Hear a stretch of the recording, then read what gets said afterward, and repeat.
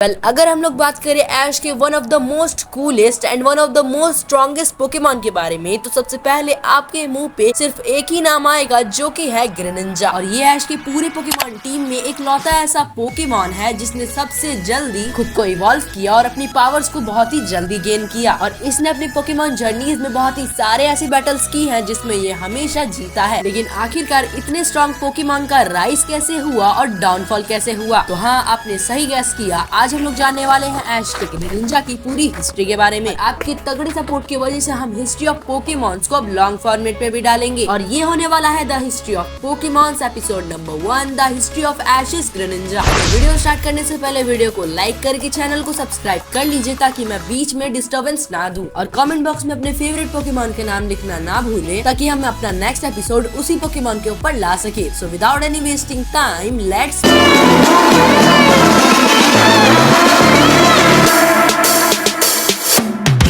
Greninja!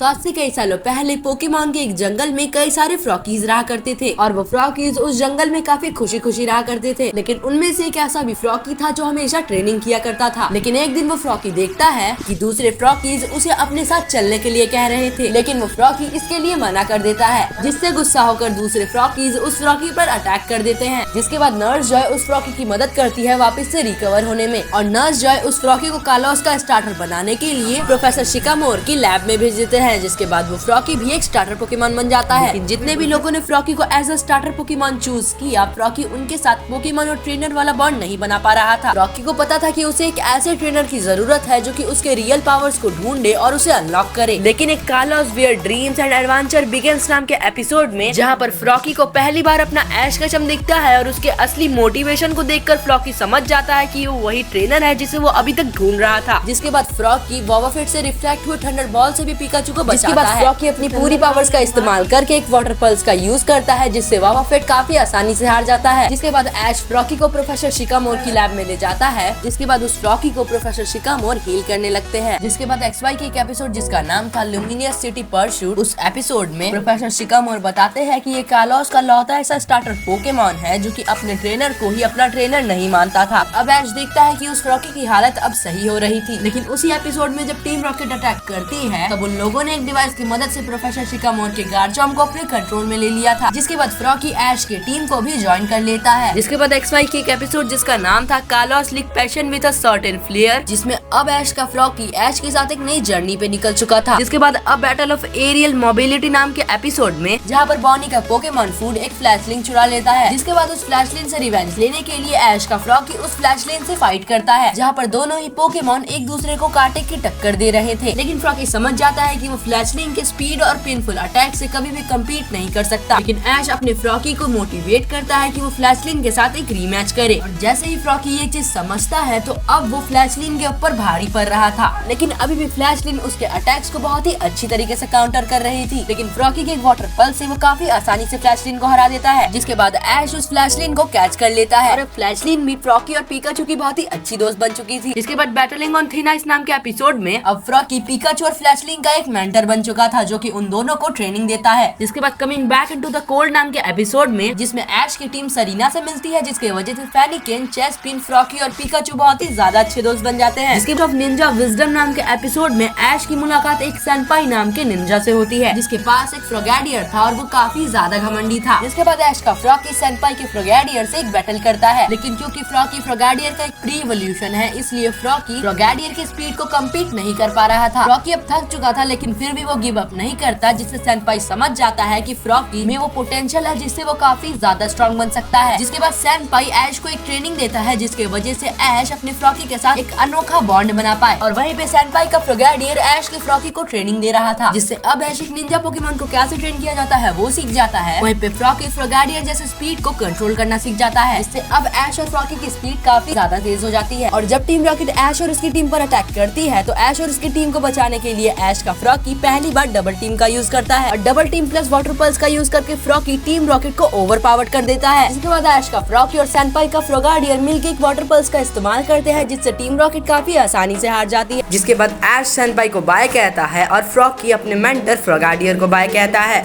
जिसके बाद ऐश और उसकी टीम निकल पड़ती है अपने नए एडवेंचरस जर्नी के लिए। इसके बाद an undersea place to call home नाम के एपिसोड में ऐश को एक वाइल्ड स्कल्प मिलता है जो कि काफी इंजर्ड था, लेकिन वो ऐश से बचकर वापस भाग जाता है। जिसके बाद वो ऐश और उसकी टीम पर अटैक करने लगता है, जिस अटैक से वो काफी स्ट्रगल करके बचते हैं। जिसके बाद में पता चलता है कि वो स्कल्प अपने ग्रुप से खो गया था, लेकिन एट द एंड ऐश का फ्रॉकी उस स्कल्प को उसकी फैमिली से मिलवा देता है। जिसके बाद XY के क्लाइंबिंग द वॉल्स नाम के एपिसोड में ऐश की बैटल कालॉस के स्टोन जिम लीडर ग्रैंड के साथ होती है। जिस बैटल में फर्स्ट ऑफ ऑल ऐश का फ्रॉकी वाटर पल्स का इस्तेमाल करता है, जिसके अपोजिट में ग्रैंड अपने ऑनिक्स से फ्लैश कैनन का यूज करवाता है, जो कि काफी ज्यादा स्ट्रॉन्ग अटैक होता है। इसलिए फ्रॉकी काफी ज्यादा दूर जाके गिरता है, लेकिन वो फिर से खड़ा भी हो जाता है। लेकिन वो अपने वाटर पल्स का यूज करके ऑनिक्स को काफी आसानी से डिफीट कर देता है और फ्रॉकी ऑनिक्स से जीत जाता है। जिसके बाद ग्रैंड अपने नेक्स्ट पोकेमॉन टायरेंट को भेजता है, जो कि काफी स्ट्रॉन्ग था, और at the end tyrant Draco meteor का यूज कर फ्रॉकी को डिफीट कर देता है। जिसके बाद द फॉरेस्ट चैंपियन नाम के एपिसोड में एक बहुत ही बड़ा वुडन लॉग ऐश के पिकाचू के ऊपर गिरने वाला था, लेकिन फ्रॉकी अचानक से कट अटैक का यूज करता है और उस वुडन लॉग को 2 हिस्सों में कट कर देता है। लेकिन फ्रॉकी को नहीं पता था कि उसने ये कैसे किया। जिसके बाद जब एक अर्सा रिंग कुछ पोकेमॉन्स के पोकेमॉन फूड चुरा लेता है और एक अननोन पोकेमॉन उन पोकेमॉन्स के पोकेमॉन फूड को बचा लेता है, और एट द एंड वो अर्सा रिंग के सामने अपने विक्ट्री अटैक का यूज करता है, लेकिन विक्ट्री अटैक मिस हो जाता है और हालूचा काफी ज्यादा इंजर्ड हो जाता है। जिसके बाद ऐश हालूचा को विक्ट्री अटैक की ट्रेनिंग दे रहा था, लेकिन हालूचा बार मिस कर रहा था। जिसके बाद नेक्स्ट ट्रेनिंग के लिए उसकी फाइट एक मचाम के साथ होती है, जिसे वो हरा देता है। जिसके बाद उसकी नेक्स्ट ट्रेनिंग के लिए ऐश उसे अपने स्ट्रॉन्गेस्ट पोकेमॉन फ्रॉकी से फाइट करवाता है, और बैटल की शुरुआत में फ्रॉकी अपने वाटर पल्स का यूज करता है, लेकिन हालूचा अपनी स्पीड का यूज कर वाटर पल्स को डॉज कर लेता है। इसके बाद फ्रॉकी अपने डबल टीम का यूज करता है और हालूचा भी डाइवर्ट हो जाता है। जिसके बाद हालूचा और फ्रॉकी में काफी ज्यादा अच्छी बैटल होती है, लेकिन कोई भी नहीं हार रहा था, क्योंकि ये दोनों ही पोकेमॉन्स एक दूसरे के टक्कर में थे, और इन दोनों ही पोकेमॉन्स के काफी ज्यादा इंटेंस बैटल के बाद एट द एंड ये दोनों ही पोकेमॉन्स हार जाते हैं, क्योंकि इन दोनों के पावर लेवल्स एक दूसरे से सिमिलर थे। जिसके बाद XY के फॉर्किंग फॉरेस्ट फ्रेंडशिप नाम के एपिसोड में ऐश फ्रॉकी और हालूचा को ट्रेनिंग दे रहा था, लेकिन अचानक से ऐश को कोई मिस्टीरियस पोकेमॉन पकड़ लेता है और उसे पीछे की तरफ खींच लेता है। इसके बाद पिकाचू, फ्रॉकी और हालूचा ऐश के पीछे जंगल में भागते हैं, जहाँ पे उन्हें ऐश दिखता है जिसे वो पोकेमॉन उठाकर लेके जा रहा था। जिसके बाद फ्रॉकी और हालूचा उस पोकेमॉन से लड़ने लगते हैं, और वो पोकेमॉन एक क्रिटिकल अटैक का यूज करता है, जिससे हालूचा और फ्रॉकी हार जाते हैं, पर वो बुरा पोकेमॉन उन्हें छोड़ देता है। जिसके बाद जब टीम रॉकेट उनके ऊपर अटैक करती है, तब फ्रॉकी और हालूचा मिलकर उन्हें डिफीट कर देते हैं। जिसके बाद XY के समर ऑफ डिस्कवरी नाम के एपिसोड में ऐश का फ्रॉकी हमारे OG स्टार्टर पोकेमॉन से मिलता है। जिसके बाद स्टाइल्थी चैलेंज नाम के एपिसोड में जब ऐश और उसकी टीम लेक के किनारे बैठी हुई होती है, तभी उन्हें सैनपाई और उसका ग्रेनिंजा दिखता है, और जैसे ही सैनपाई होश में आता है, तभी वहाँ पर एक अननोन विलन अटैक कर देता है, और उस विलन के पास एक बारबैकल भी होता है, जो कि काफी ज्यादा स्ट्रॉन्ग था।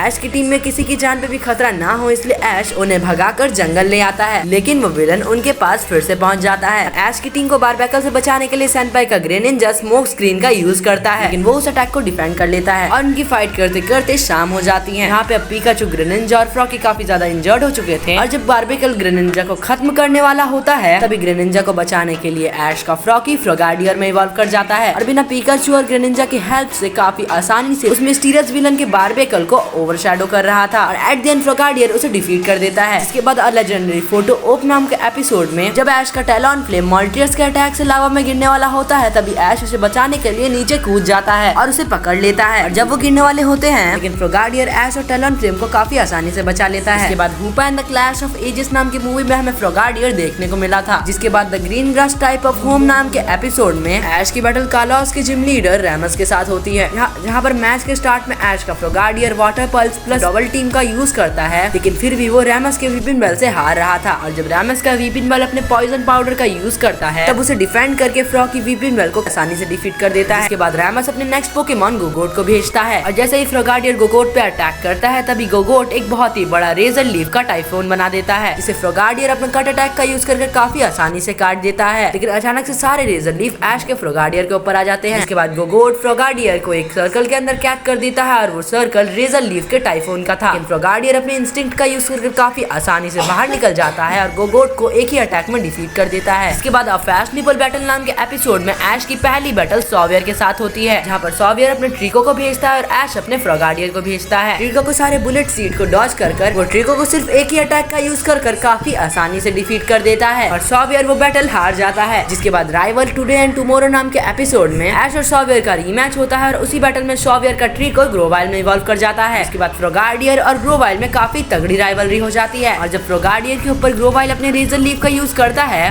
तब फ्रोगार्डियर ग्रोवाइल के अटैक को डॉज करता है और अपने वाटर पल्स का इस्तेमाल कर ग्रोवाइल को काफी आसानी से डिफीट कर देता है। जिसके बाद क्लाउडी फेट ब्राइट फ्यूचर नाम के एपिसोड में ऐश के फ्रोगार्डियर और उसके पिकाचू की बैटल कालाउस के साइकिक जिम लीडर ओलंपिया के एक असिस्टेंट से होती है और ऐश का फ्रोगार्डियर उस असिस्टेंट के सैबले को डिफीट कर देता है। ओलंपिया की असिस्टेंट अपने नेक्स्ट पोकेमॉन को निकालने के लिए पोकेबॉल आगे करती है, तभी वहाँ पर अचानक से ओलंपिया आ जाती है जो कि उसके पोकेबॉल को छीन लेती है। जिसके बाद ऐश की बैटल ओलंपिया के साथ होती है जहाँ पर ऐश का फ्रोगार्डियर और टैलोनफ्लेम मिलकर ओलंपिया के पोकेमॉन्स को डिफीट करने की कोशिश करते हैं, लेकिन क्योंकि वो साइकिक टाइप पोकेमॉन्स थे इसलिए वो काफी आसानी से बच रहे थे। लेकिन एट द एंड ऐश का फ्रोगार्डियर और टैलोनफ्लेम मिलकर ओलंपिया के मियोस्टिक को डिफीट कर देते हैं और कालाउस के साइकिक टाइप जिम लीडर से भी जीत जाते हैं। जिसके बाद the legend of Ninja hero नाम के एपिसोड में जब ऐश अपने फ्रोगार्डियर को ट्रेनिंग दे रहा था तभी फ्रोगार्डियर को सेंस होता है कि कोई उनकी तरफ बढ़ रहा है और जैसे ही जब वो अपने अटैक का यूज करता है तभी वहाँ पर स्मोक के साथ सैनपाई और उसका ग्रेनिंजा आ जाता है जो कि ऐश को निंजा विलेज चलने के लिए कहता है क्योंकि निंजा विलेज में कुछ खतरा आने वाला था और वो टनल के रास्ते ऐश और उसकी टीम को निंजा विलेज ले आता है। इसके बाद फेस्टिवल ऑफ डिसीजंस नाम के एपिसोड में निंजा विलेज में अटैक हो जाता है और वो अटैक कुछ अपोनेंट निंजा विलेज वालों ने किया था जो कि निंजा विलेज को बर्बाद करना चाहते हैं और सैनपाई के ग्रेनिंजा और ऐश के पिकाचू और फ्रोगार्डियर की बैटल हिएदायू नाम के एक विलन से होती है जहाँ पर अकेला ही हिएदायू अपने वी शार्प की हेल्प से तीनों ही पोकेमॉन्स को काफी ज्यादा कांटे की टक्कर दे रहा था और उसने अकेले ही नाइट क्लॉज का यूज कर ऐश के दोनों ही पोकेमॉन्स को डिफीट कर दिया था। लेकिन फिर भी हिएदायू का बी शार्प हार नहीं रहा था और ऐश और सैनपाई और हिएदायू की बैटल करते करते रात हो गई थी, लेकिन फिर भी हिएदायू का बी शार्प हार नहीं रहा था। जिसके बाद सैनपाई के ग्रेनिंजा ऐश के फ्रोगार्डियर और ऐश के पिकाचू ने मिलकर हिएदायू के बी शार्प के ऊपर अटैक किया। इसके अपोजिट में हिएदायू का बी शार्प स्नेल का यूज करता है जिससे वो तीनों ही पोकेमॉन्स काफी आसानी से हार जाते हैं और जब एट द एंड हिएदायू का बी शार्प पिकाचू को मारने के लिए अपने नाइट क्लॉज का यूज करता है तब पिकाचू को बचाने के खातिर ऐश का फ्रोगार्डियर अपनी पूरी ताकत से नाइट क्लॉज को रोकता है और द लैक ऑफ पावर्स एक बार यूज करने की वजह से ऐश का फ्रोगार्डियर ग्रेनिंजा में इवॉल्व कर जाता है और फ्रोगार्डियर ग्रेनिंजा के सारे ही अटैक्स को कुछ ही सेकंड में मास्टर कर लेता है और जब फिर से हिएदायू बी शार्प के साथ मिलकर ग्रेनिंजा पर अटैक करता है और उस अटैक को काउंटर करने के लिए अचानक से ऐश और ग्रेनिंजा एक अनोखा सा बॉन्ड बनाते हैं और जब ये चीज हिएदायू देखता है तब उसे ये चीज काफी ज्यादा मिस्टीरियस लगती है और अचानक से ग्रेनिंजा के आसपास एक वाटर का काफी ज्यादा मिस्टीरियस सर्कल बन जाता है और इस बॉन्ड का इफेक्ट उसकी पावर्स पे भी पड़ता है और वो एक ही अटैक में बी शार्प को डिफीट कर देता है और फाइनली ऐश और उसके ग्रेनिंजा ने पूरे निंजा विलेज को सेव कर लिया था, जिसके लिए निंजा विलेज के निंजास उन्हें थैंक यू भी कहते हैं।